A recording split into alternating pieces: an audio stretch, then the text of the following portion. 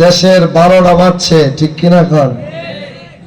এই সমস্ত দ্বীনি মাহফিলে কোনোদিন মানুষ দ্বীনি মাহফিল থেকে উগ্রবাদী হয়েছে, জঙ্গিবাদী হয়েছে? আমাদেরকে উগ্রবাদীও বলা হয়েছে, জঙ্গিবাদীও বলা হয়েছে, ঠিক কিনা বলেন? গোটা জিন্দিগির জীবনে অতীতের 16-17 বছর দ্বীনি প্রোগ্রামগুলো করার জন্য ডিসি সাহেবের পারমিশনের প্রয়োজন হয়েছে, ওসি এসপি সাহেবের পারমিশনের প্রয়োজন হয়েছে। আগামী বাংলাদেশ নতুন উজ্জীবিত বাংলাদেশের রূপরেখা নেবে ইনশাআল্লাহ। এদেশে কোরআনওয়ালারা, ইমানধারেরা, ইমানওয়ালা যুবকেরা, মুসলিম তাওহীদি জনতারা ইসলামের কোন প্রোগ্রামের যখন আওয়াজ দিবে, ডিসি আর এসপি ইনশাআল্লাহ ডিআইজি সাহেবের পারমিশনের প্রয়োজন পড়বে না। কথা কোন ঠিক কিনা? আমরা আরো তাদেরকে পারমিশন দিমু, কথা কোন ঠিক কিনা?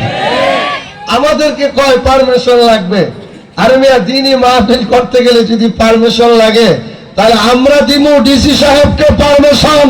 এদেশের মানুষ বলে যায় না 17 বছরের আমল সামনে যারাই দেশের বস্তাতে বসবে, আলেমদেরকে, তাওহীদি জনতাদেরকে, যুবকদেরকে প্রায়োরিটি দিতেই হবে। কথা কোন ঠিক কিনা? পারমিশন লাগে দ্বীনি মাহফিল করলে। অত ইমানদার কারো পারমিশন নেয় না, ইমানদার একজনের অনুমতি চায়, তিনি কে? আরো জোরে বলেন, তিনি কে? আল্লাহর অনুমতি ছাড়া আমরা কারো অনুমতির তোয়াক্কা করি না, কথা কোন ঠিক কিনা? আল্লাহ পাক আমার পঠিত আয়াতের মধ্যে এই কথাটাই বলেছেন। ইমানদারের সবচেয়ে বড় সফলতার কামিয়াবি হলো ইমানদার হার হালতে, সর্বদাই, সর্বাবস্থায়, সব জায়গায় একমাত্র আল্লাহকেই রব হিসাবে স্বীকার করবে। আল্লাহ ছাড়া তার কেউ নাই।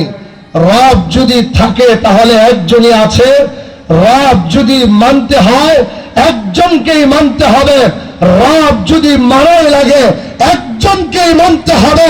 আমার রব, আপনার রব কে? যদি আওয়াজ দিয়ে বলেন।